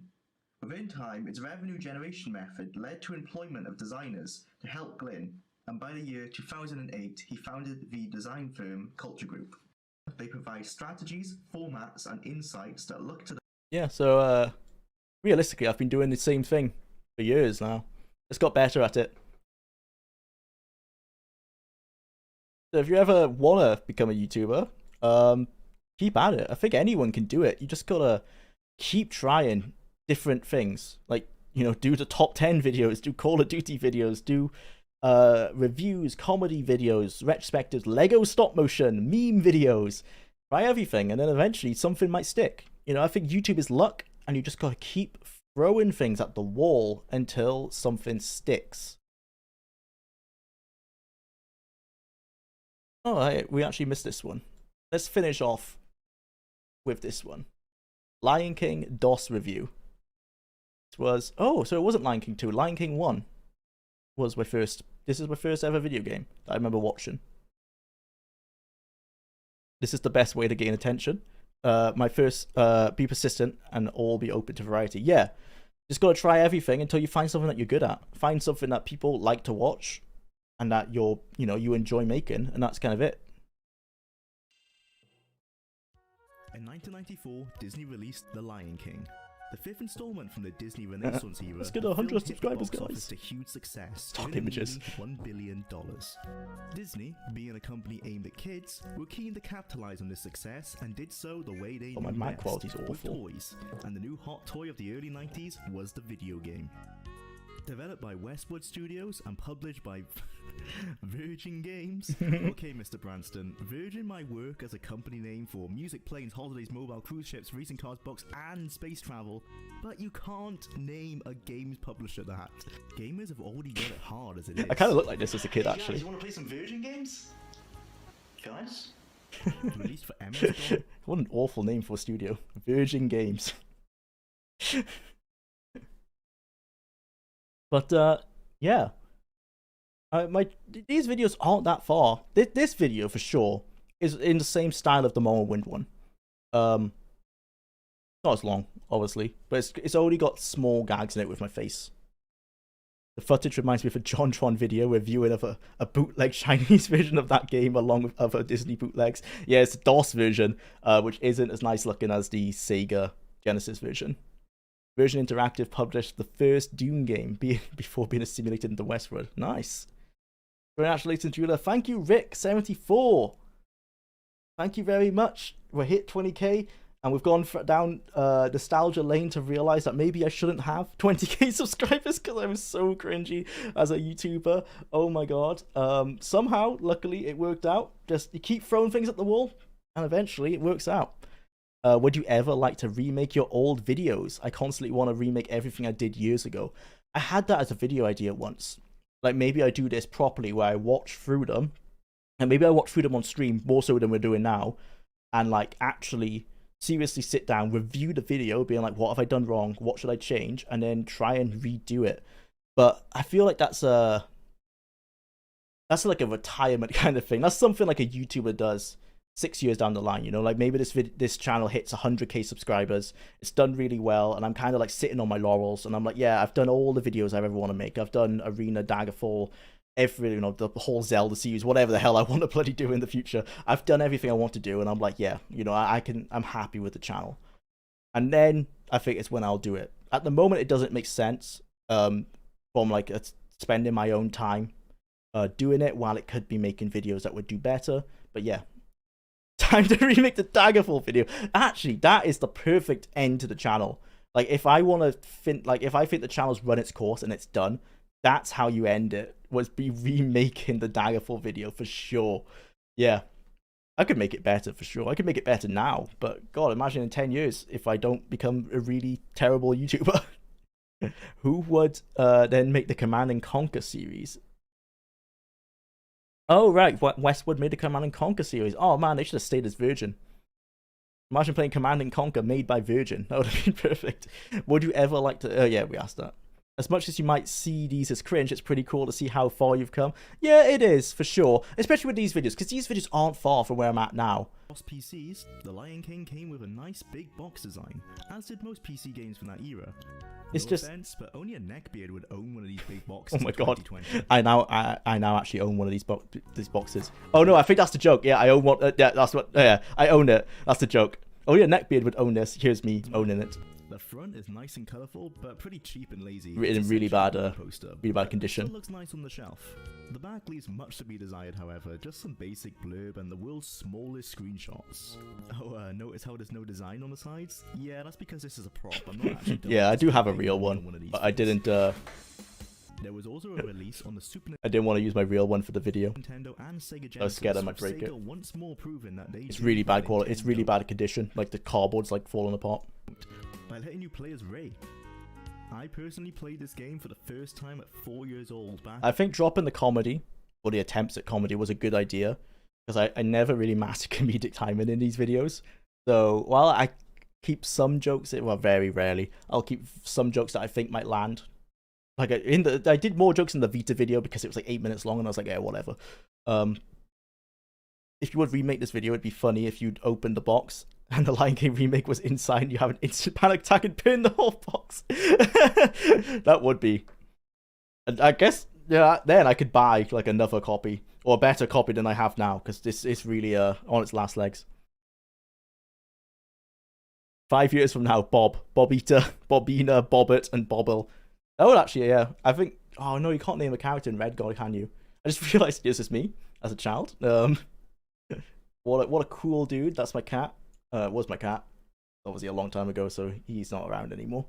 He was called Tiger, and that's me, dressed up as Tiger. What a cool guy. I think a lot of learning was just learning what people want. You've noticed a lot of these... Actually, I used this in the Vita video. A lot of these early videos, they're very much... like 2014 style videos, because that's when I watched the most YouTube. I think, you know, a lot of like early JonTron, early YouTubers, that they had more of these stories in the video that nowadays, you know, people don't want to waste time with. No one cares, you know, 3 minutes. I think this might go on for like 2 minutes of my personal story with the Lion King. No one cares. If they want to watch a nostalgia review, they care about the actual review. So it's just stuff learning like that, you know.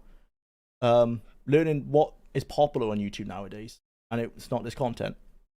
Shout out to the cat. Yeah, shout out to Tiger. R.I.P. What am I editing here? Of its day. Oh, I'm explaining what a floppy disk is for people who might not know. With some sort of awful gag. I don't know what I'm trying to show here. Oh, look. I mean, the audio quality is deliberately bad here, but I don't know. Why did I... Yeah. I've always liked Daggerfall for the last 3 years. Some original ones were floppy, but Yeah. The attempts at jokes are pretty poor. Somewhat gets some LGR feels. Yeah, for sure. Yeah. I think you can see a lot of my influences growing up, what YouTubers I used to watch and what I wanted to emulate. And I learnt, you know, what people actually wanted to watch. Best floppy disk joke I've seen is Pro Jared just pulling up one of the big floppies like this one here in front of the camera and waving it like a fan. Yeah. I think I see here, like, some of them were floppy, but most of them weren't. Probably a lot of people. I don't know why I cut to my face there, but okay.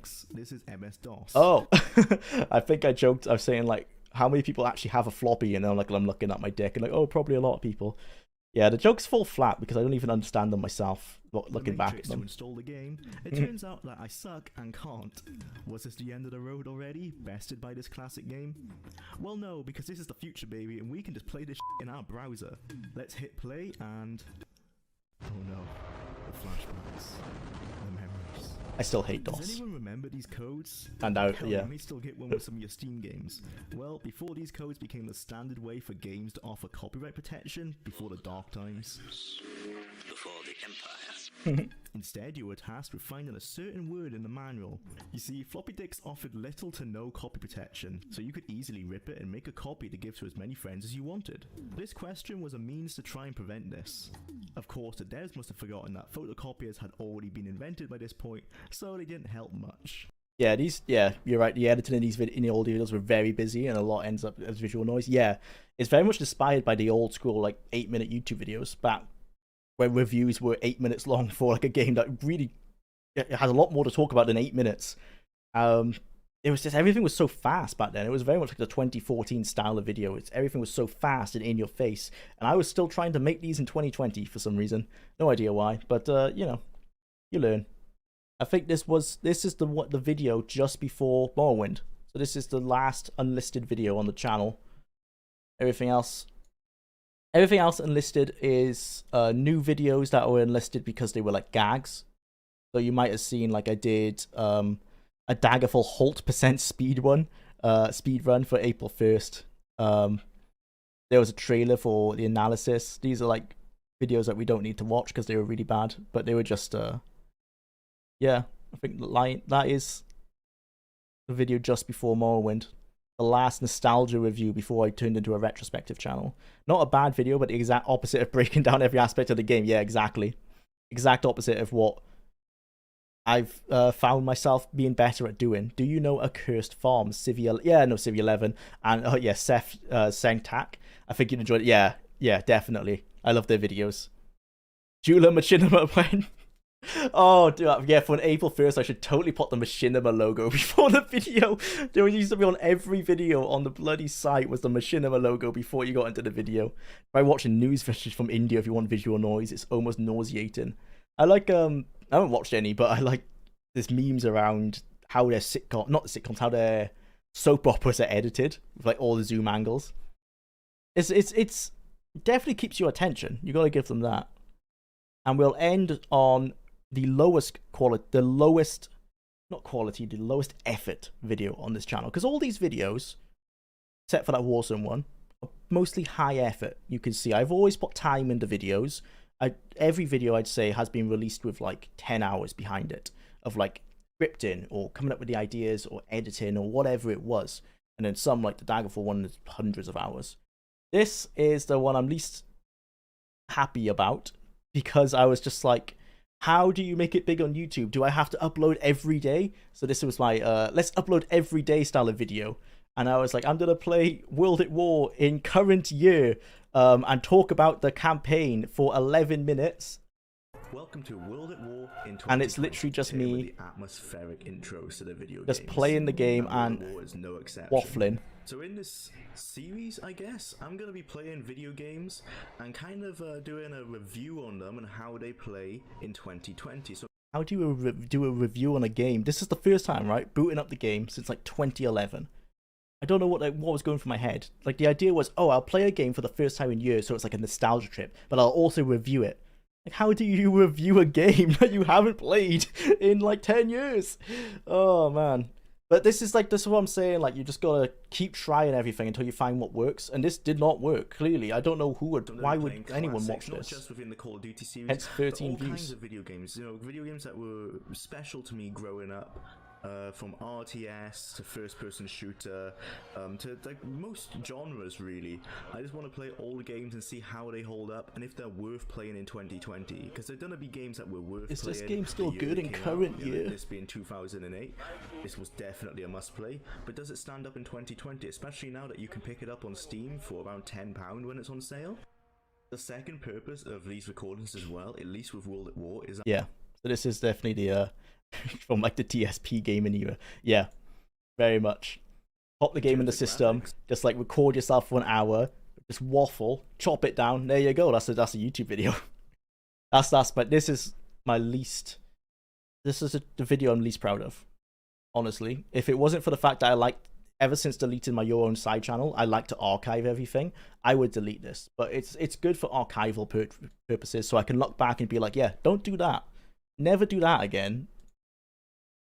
Because it wasn't good.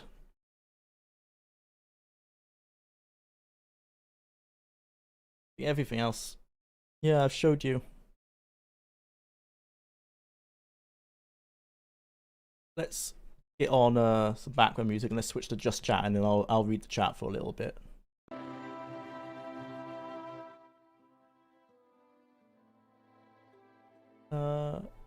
Just chatting. There you go. To be fair, World at War is not only the best and the last Call of Duty game, it's still one of the single best World War II shooters ever made. Yeah, I'd agree with that, for sure. One of the best CODs. That, COD 4. Modern Warfare 2 from a it's so bombastic, it's stupid perspective. But Modern Warfare 2 is over the top. But it's fun. It's fun from being like, this is crazy stupid. Like, so over the top. I would say the newest Modern Warfare. Not the second one, I haven't played that. But newest Modern Warfare was good. The campaign was pretty solid. Good gameplay. Call of Duty's always nailed the gameplay. Just, nothing else. Mostly. Multiplayer's not been very good lately.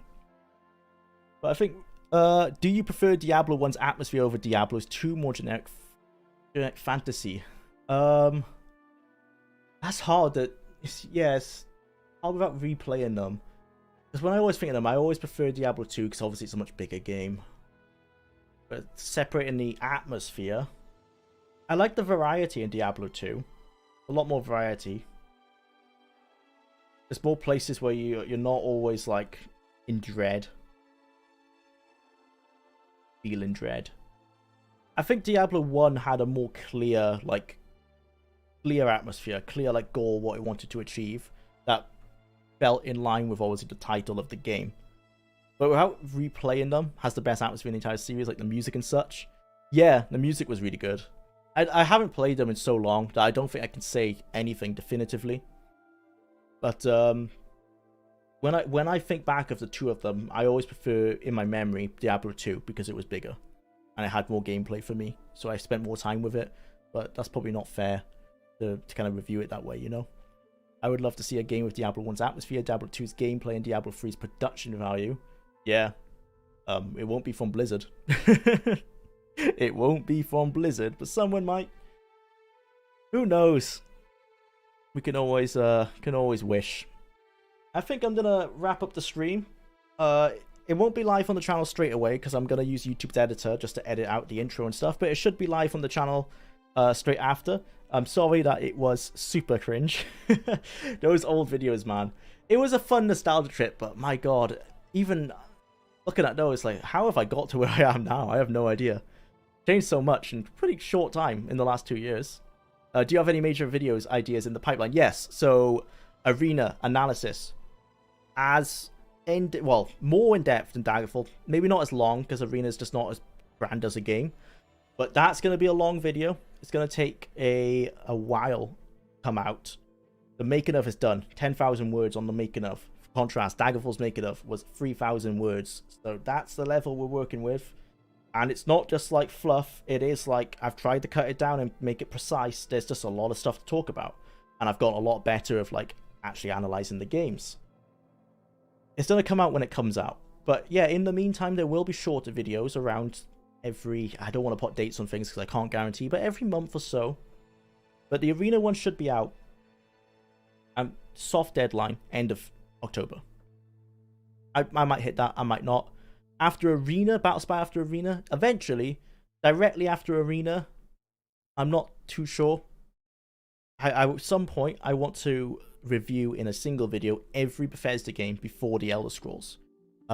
Which is, I think it's going to be interesting, because it's going to be able to look at loads of games outside of fantasy.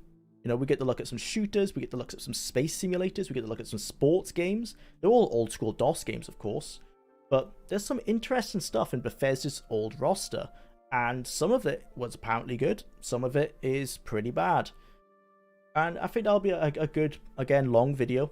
I'll probably give 20 to 30 minutes to every game, like actually analyze them, because a lot of these games are short. They're like sports games that don't have a lot, you know, to talk about, so you don't need more than like 20 minutes. With something like Terminator 1, that might need an hour, because there's a lot more to talk about there. So whether that's split into parts, or it might just be a single like 6-hour long video. A YouTuber I will recommend, I finished a video game. Separate words, I finished a video game on YouTube. So he does long 6-hour long videos on an entire series. It'll be kind of like that, reviewing every Bethesda game for the Elder Scrolls. So that's my next big idea after Arena, and then it will be Battlespire, and maybe, but in between those will just be little ideas that pop up as they come. So what will the next stream be? Whatever the next little idea is, they kind of do just come like what they pop into my head. Like that Daggerfall challenge, I was just like, yeah, this sounds fun, and there wasn't really, no one had really done it, so I was just like, yeah, let's just have a crack at it. That was the idea behind it. But there's no I have a list of ideas that I do refer to. Whether I pick from them or not, it just depends on my mood, you know. Just a quick overview of how Bethesda has changed. We're going to talk about how EA stole billions from Bethesda. Yeah, with Gridiron. Yeah. Knowing they couldn't afford it. Yep, that actually happened. Yeah, they stole the physics engine from Gridiron to make Madden. Yeah, I've looked into stuff like that. That'll be an interesting story. And then Bethesda ended up making some decent bank off Wayne Gretzky's hockey. I mean, not you know, the millions or billions that EA had or have to this day. But yeah, Bethesda had some good hits and some bad ones. There's a lot of interesting games to talk about, as well as at some point, this is a shorter video, I want to definitely look at I have forgot the name of it. 10th Planet, that's it. 10th Planet. This is 10th Planet. If you look into it, it's kind of like Starfield before Starfield.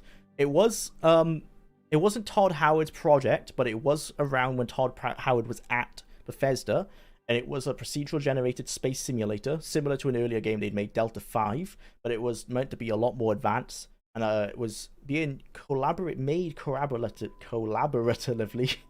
I can't pronounce that word for whatever reason. It was made alongside a Hollywood CGI studio, like a big time Hollywood studio. And the deal fell through, and the game sort of fell apart, and it was one of the big reasons why Bethesda was nearly bankrupt before Morrowind, because they sunk a lot of money into that. Yeah, so 10th Planet's just an interesting one from the story, and how it ties into Morrowind, how it ties into like that pivotal era of Bethesda, where they're basically on the ropes, and you know, if they've got to like do a Rocky 3 and, you know, hit back. Sword of Sodden is going to be an interesting one. Dude, there's so many, like, yeah, all of those are going to be very interesting, especially because some of them are really difficult to find the EXEs for, like the actual files for. I don't necessarily want to like try and eBay some of them, but finding them online has been a pain. I've managed to find some in like really obscure places, but it's not as widely available as you'd think. But yeah, a lot of interesting games. Also worked on Sea Dogs. Yeah, they worked on the translation and sort of localizing it to the US from Russia. Sea Dogs 1 is really good. I really liked... They also worked on Pirates of the Caribbean, which is Sea Dogs 3? Or was it Sea Dogs 2? It might be Sea Dogs 2. I love Pirates of the Caribbean. Super broken. Super buggy. But I really loved it. Good job in 20k. Thanks, Genghis Khan. Are you going to cover more various content, e.g. things not from Bethesda? Yeah, for sure. So I just have these ideas on Bethesda because I've been, you know, working with Bethesda content for so long now that I've learned so much researching. But I definitely have stuff in the pipeline outside of it. I've got a video idea I've been toying with for a while on The Witcher 1. I still need to kind of condense down what I actually want to say about that. It's not going to be an analysis of the whole game, but an analysis of a certain section of it.